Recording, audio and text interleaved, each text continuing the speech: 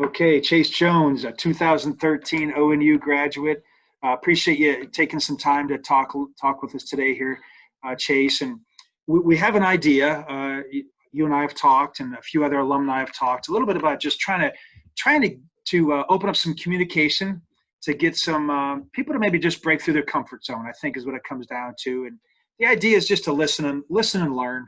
We all can learn so much when we listen. And I just appreciate you coming in to talk today a little bit about a few things. But before we get into what you and I talked about our conversation, how about tell us a little bit what you've been up to since you and Amanda, your wife, also an ONU grad, finished up back in 13.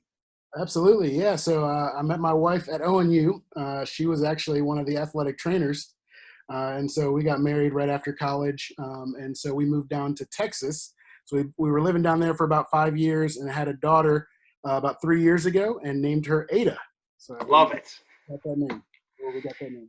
Very cool. I was so excited when I saw you, when that came together. And then, of course, your parents are, ONU alums as well. So you're definitely pretty deep with your Pull Bear roots. Yeah, my parents and my uncle actually as well. So, I didn't know your uncle was too. Man. That's awesome. it runs deep. Well, that's very, very cool. Kind of just to kind of see a little bit of some of those roots. So what we talked about, kind of covering a little bit today.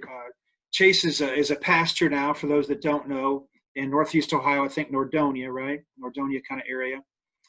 Doing really well, and I enjoy watching some of his posts and some of his sermons and things that he puts on social media. So I encourage you to follow Chase on Facebook or different opportunity, different platforms. He does a great job with some videos and some messages. But you talked recently about the different levels of racism, and that was I thought was a very impactful, powerful message. And I think especially in the light of some of the things that hit home with me is just the discussion that it's not enough to not be a racist yourself. It's you have to be focused on anti-racism. So I think your message of the different levels was awesome. Can you share a few of those thoughts for those that didn't have a chance to see that? Absolutely, yeah. As we see in our society, there's a lot of back and forth and a lot of arguments, and it often escalates and can get pretty ugly. And I think part of the reason is because so many people are using the same word but defining it differently.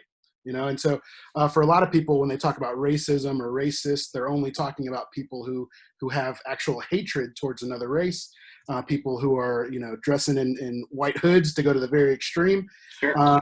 Whereas a lot of people like myself, when we're talking about racism and racist, we're talking about something that's much more elaborate than just kind of the tip of the pyramid. And so there's a pyramid called the Pyramid of Racism that I learned about, where all of that extreme stuff that we talk about that is very racist is at the very top, but it goes all the way down to the bottom of the pyramid is indifference, right? And in a pyramid, every brick depends on the brick beneath it. And so if we want to tear down the whole structure, we need to start with the base of the pyramid, which is indifference. And so things like saying, hey, this instance in the news doesn't affect me, so I don't need to really worry about it. That's indifference. And if we can start to get rid of the very bottom of the pyramid, eventually we can work our way up.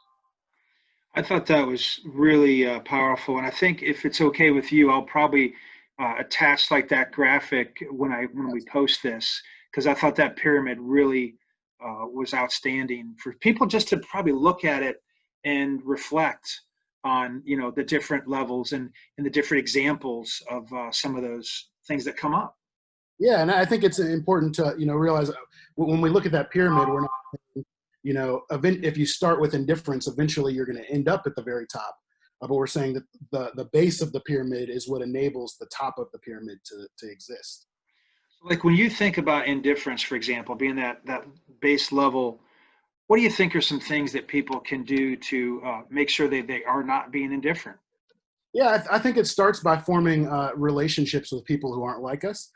In a way, those of us who played or play football kind of have a leg up on a lot of other people because, the teams are very rarely homogenous. There's a lot of different races on sports teams. And so we're able to form those deep relationships with people who don't look like us. And having those conversations and being able to see the world through a different point of view brings us out of that level of indifference. Well, and it seems like when those teams, when you tend to see what you have in common as opposed to what you always have that's different on the surface, so to speak.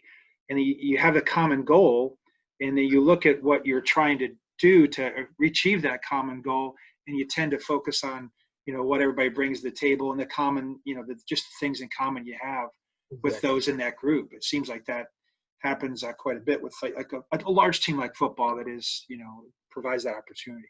Absolutely, absolutely. Yeah. And when you form those relationships, you start to care about that person, and you're able to enter into when one brother's in pain, you're able to enter into that pain with them a little more. That's great. I want to definitely include that graphic so people can take a look at that and maybe just familiarize themselves with it and just see how they can maybe challenge themselves a little bit on that. How about maybe you've been in some really unique experiences, whether it was Divinity School, whether it was here at ONU, you went to Walsh Jesuit High School, if I remember correctly, and how about tell us a little bit maybe about an example where you saw a situation where a group, or whether it was a small group or a larger group, some people were able to, through listening and learning, maybe they were able to come together. Yeah, yeah. Well, I think playing football on the different levels. Some of my closest friends to this day were made, in the locker room at ONU or even in high school, and just being able to reach out to those people and have those people reach out to me, and there's that closeness, that relationship with each other where. We haven't seen each other in years, but we're able to bounce things off of each other and able to look at things from a different perspective. And I think that helps in times like this, where it's so divisive and there's so much, bickering and back and forth. Being able to actually have that relationship that started years and years ago and continues to this day, and we're able to overcome, the difficulties of the conversations that are going on today. And one thing that you said right there that really hit home, like I said earlier on, was just, there's a lot of arguments right now. Yeah, And somebody said this recently, I think hit home to me, was just about the difference of a debate and a conversation. yeah, And many times, if we just have conversations, we can listen and learn. But if we go into it with this mindset, we want to have a debate, we're probably not as likely to listen. And we exactly, have those arguments, right? exactly. Yeah, I mean, the point of a debate is there's a winner and a loser, right? Right. But a conversation, we want to form a relationship. And so, Yeah. if we really want to continue those relationships, it's got to be a conversation instead of a debate. Good Absolutely. deal. Well, how about any closing thoughts, just as we wrap up?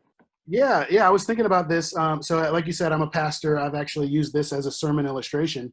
One of the seniors, when I was playing, I don't remember who it was. I wish I could give them credit.